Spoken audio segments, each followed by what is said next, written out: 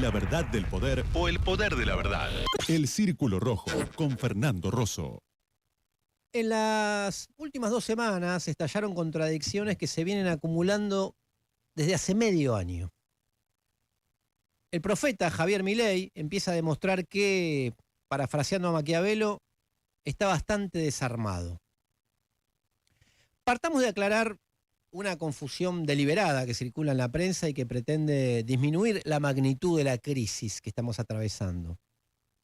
El gobierno no tiene problemas de gestión o de administración. Tiene un profundo problema de debilidad política. Una debilidad que tiene entre una de sus causas, o entre las causas principales, el naufragio en el que está ingresando el esquema económico. Antes de ir a los movimientos, a los inquietantes movimientos financieros de estos días, vayamos a los grandes números que se conocieron y que hablan de la dinámica general. El INDEC publicó el índice de producción industrial manufacturero y mostró una caída interanual del 16,6% en abril de la industria, 16,6% con relación al año pasado. Más de 15 actividades económicas relevadas tuvieron resultados negativos y algunas sufrieron bajas superiores al 30% en el cuarto mes del año. En paralelo se dio a conocer también por el INDEC el estudio sobre la actividad de la construcción. Bueno, el sector cayó 37,2% en abril de este año en comparación con el mismo del año pasado, de 2023. En este marco, por estos días, tuvimos el aumento de los dólares paralelos, presiones devaluatorias, caída del precio de los bonos argentinos y aumento del riesgo país. Casi alcanzó los 1.600 puntos porcentuales hoy. Y hoy mismo los bonos volvieron a caer por quinta jornada consecutiva. Sobre esto va a ampliar Paula Nino después.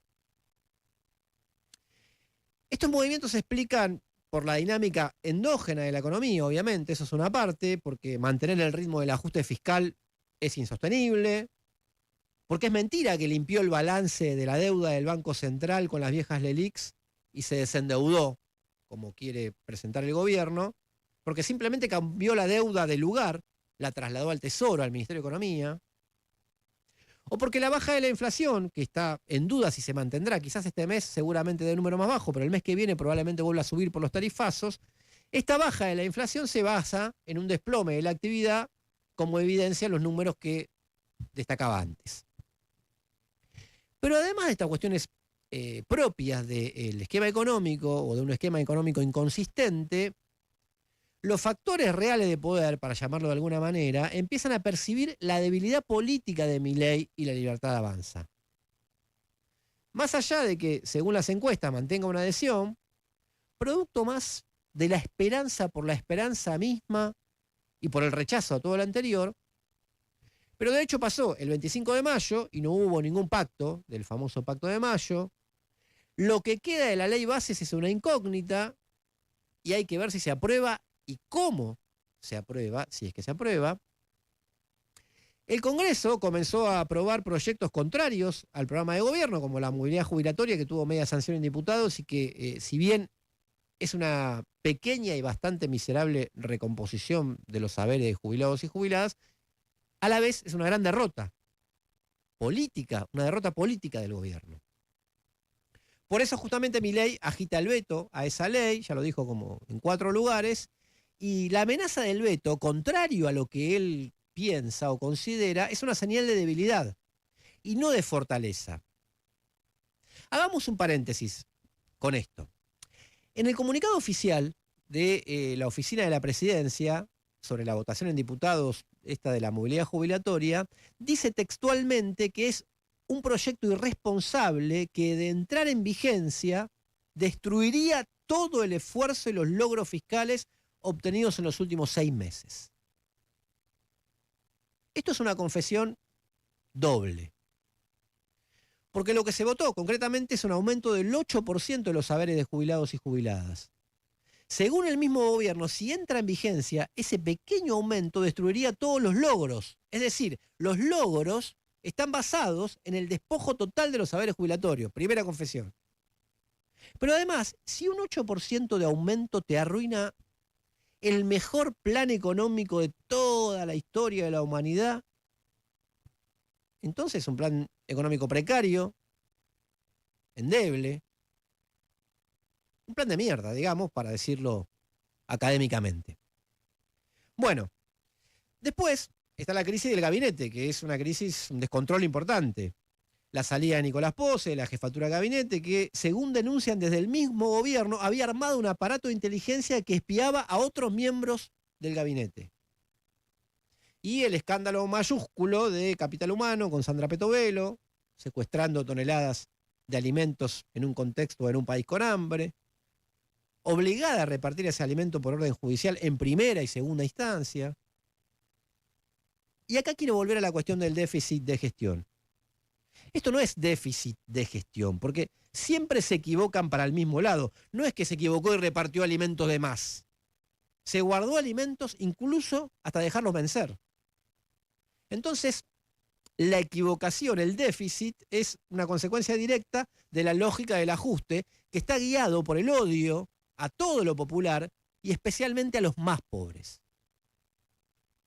Lo mismo sucedió, o con la misma lógica sucedió con el choque de trenes en Palermo de hace algunas semanas, que por casualidad no pasó a mayores, aunque fue importante, pero que respondió a la misma lógica del ajuste.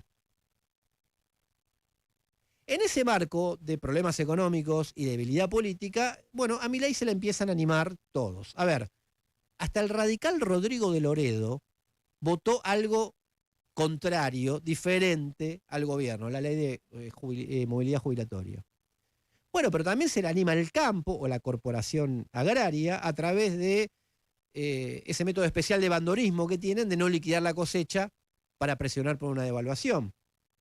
Se le anima al Poder Judicial con los fallos sobre los alimentos. El Fondo Monetario Internacional volvió a marcarle la cancha y puso el acento en, textual, aumentar la asistencia social para apoyar a los pobres, asegurando que la carga del ajuste no recaiga desproporcionadamente sobre las familias trabajadoras, etcétera, dijo Juli Cosat, la vocera del Fondo Monetario. A ver, no es que el fondo giró a la izquierda o está a la izquierda del gobierno, como se dice, o le preocupan los pobres.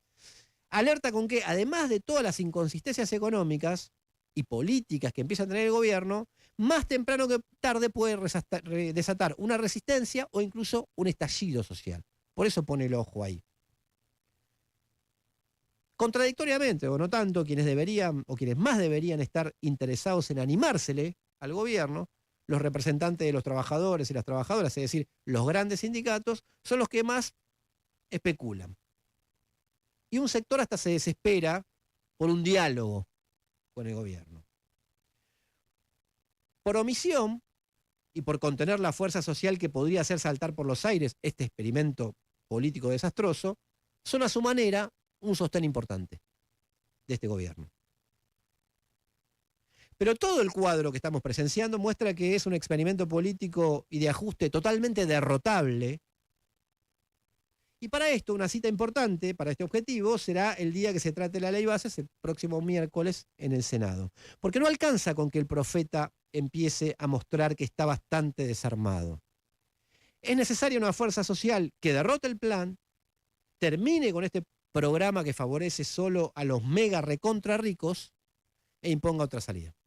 Que no te gane la indiferencia. Toma partido en el Círculo Rojo con Fernando Rosso.